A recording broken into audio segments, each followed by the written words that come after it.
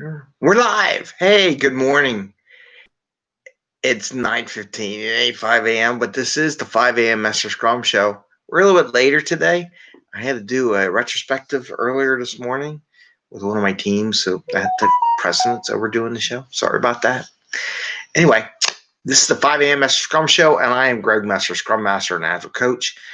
And here we talk about Scrum and Agile in a practical and tactical way. We talk about bringing value to the customer, but in a way we're not working 60, 80 hours a week, balancing that work and life so that you can get home to your family and friends. Because if you do it right, it doesn't take as much effort and you get stuff done to the customer in a real short time period. And you can have fun while you do it. I know it's scary, but yes, you can have fun. You can have fun at home and you can have fun at work. So this is what we talk about. Today's Thursday. This is our 450th episode of the show. And again, I want to thank everybody because I got 10,000 connections in LinkedIn. I think we're at 13,800 and some odd subscribers to the show. I do have another piece of Coke and Mentos stuff to put out later. I'll probably do that maybe around lunchtime or later tonight so that it's out for the weekend. See what we're doing on that. Did buy some new magnets.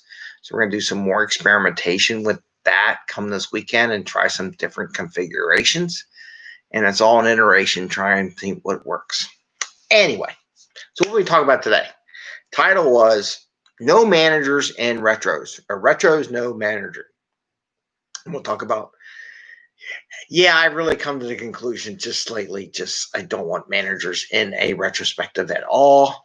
And then the other one, Disruptors and SpaceX. I posted up something the other day with SpaceX building their rocket or spacecraft, space vehicle, however you want to call it. It's not just a rocket anymore. They're trying to make it into a vehicle. And I'll talk about that. So let's talk about no managers and retros, because this is an Agile show, right? So we'll kind of talk about that real quick. So classic the other day. I was asked about how a team automates their code pushes. Just like, so how you doing it? What's going on? What's your process? And then a manager would quote classic. From what I understand, this is what they do. I'm like, wait a minute. I don't want to hear from the management from what you understand they do. I'd rather hear from the team on what they do, right? And there's a big difference in hearing from someone who understands versus one actually does the job. There's a huge difference in understanding and what they're doing. And all that does is when managers say that, it shuts down the entire team. The team's not going to say nothing. They're not going to have anything to say. And what I wish I enjoy having managers in there. But when they come in and tell the team how things should happen, they just shut down. It just boom. And now I have to have a conversation with the manager and say, you can't come anymore.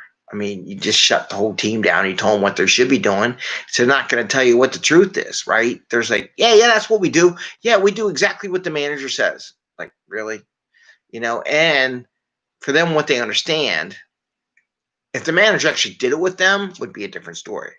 But most of the managers, most of the times, they don't get their hands dirty in the code. Some do. Some are the best developers and coders and people with the practice that I've seen, and they really get into. Sometimes they become a little anal on how everybody else does it, and that causes a bunch of other issues. But a lot of managers don't. But when they say, quote, like, oh, we're going to quote, this is what we say in our book, and this is what our SDLC says. I'm like, yeah, I know what the SDLC says, and I know we quoted that. So I'm not going to ask about that because you already drilled that into everybody's head, and I'm assuming they do that.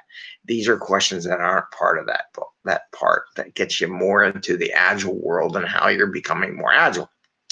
So my conclusion, and you can tell me if I'm wrong, feel free to comment, is that do not invite managers, leads, RTEs, anybody outside above the team that's in a hierarchy environment into a retrospective or any kind of thing that you hold, because they're uncontrollable and they like to tell everybody what they're supposed to be doing, and then that shuts everybody down.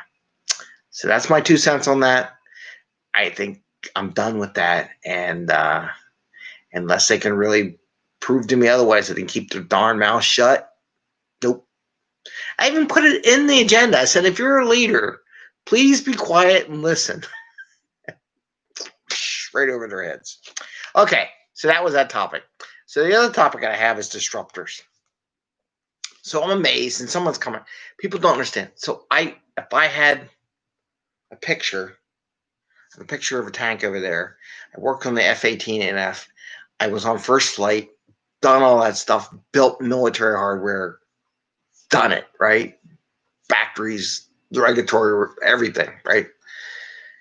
When I watched SpaceX, I was going to say FedEx. When I watched SpaceX, but the FedEx was a disruptor at one point in time too. They disrupted the UPS and the postal service. So at their point, they're not a disruptor anymore. They haven't changed and revolutionized their business. But however, SpaceX is the new one, and Elon Musk is a disruptor. That's what he does. People say he can't do something. You know what? I'm just going to freaking do it, right? They are building spaceships, and I post up a picture, a snap from the Lab Padre. So I really encourage everybody, just go watch. They just have cameras, and they create a whole industry where they just sit there and watch. It's not like at NASA. They actually got at someone's house a camera or somewhere, maybe a telescope lens, I don't know, and they're just watching what goes on at SpaceX area in Texas. And they're going to take a bottom half of a rocket that they pressure test, put the engines on, getting everything ready. And they're going to take a cone, and they're going to drop the cone on it. And they have to weld this thing together. So they're in the middle of Texas. It's stainless steel. They're going to assemble this stuff in blowing air environment, no walls, no nothing. People are like, well, they've been doing this outside. No, you don't get it. You don't get it. This is a disruptor. This is changing the way people do business. When you deal with NASA and these other rockets, we need to build, and my son and I were looking at this one for the ULA. It looks like a foam cutout. They created this fancy foam cutout that sits over the rocket. Freaking SpaceX is putting it in the middle of a swamp in Texas. They're going to take the top and weld it to it. It has to get welded, because if it doesn't weld, it'll be another space shuttle disaster and just blow up because of the leakages, right? So it's got to get welded shut. They're going to assemble this. They got a crane that they rented. I believe it's rented. I'm pretty sure most of the cranes I've seen on that site have a rental, like the rental company cranes. When you drive by the highway, you see these giant rental signs. Yeah, that. They haven't bought anything. They don't have this elaborate. I guess at one point they're going to have it, but right now they're just doing giant cranes that lift stuff up and drop it down. So they got a rental crane that they assembled, rolled it out. They're going to grab this giant nose cone, which I showed the picture of the nose cone going down the highway, which is unpaved. Well, it's paved, but it's not like improved with like support and 8 feet thick of concrete under and all that stuff. They're just doing with what they got to deliver an MVP to the customer. They are going to beat everybody's, we're going to go to Mars in 4 years. If they keep going, we're going to Mars. They're going to have people on Mars in 4 years, thanks to SpaceX. I give them the total credit. I don't know what they're going to do, but they're going to do something. Their plan is to get there.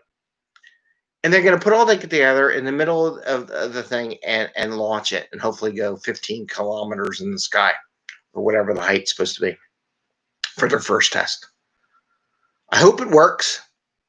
But I'm just amazed at how they're disrupting the industry like everybody else said. We need 10 years of planning, 10 years of laying out foundations and all the support equipment and all that before we can launch a rocket.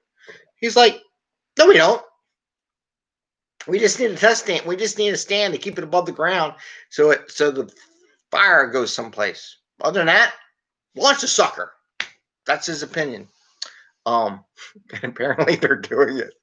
So I just want to watch it. It is a true example of what a disruptor is.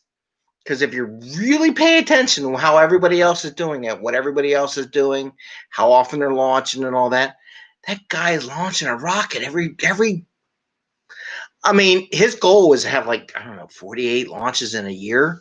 So you think about it, that's his goal next year. He's like, we got to get better at this because we want to launch like 48 rockets a year or some crazy number. I don't quote me on that.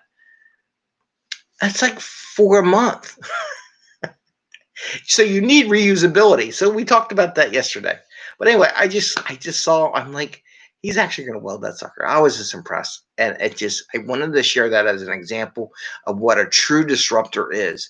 The industry says we do this. And now this is what the Agile, and this is your competition. If I was in charge of those other companies, I'd be like, oh crap. We're going to get our butts handed to us because they're going to produce and put stuff on the market.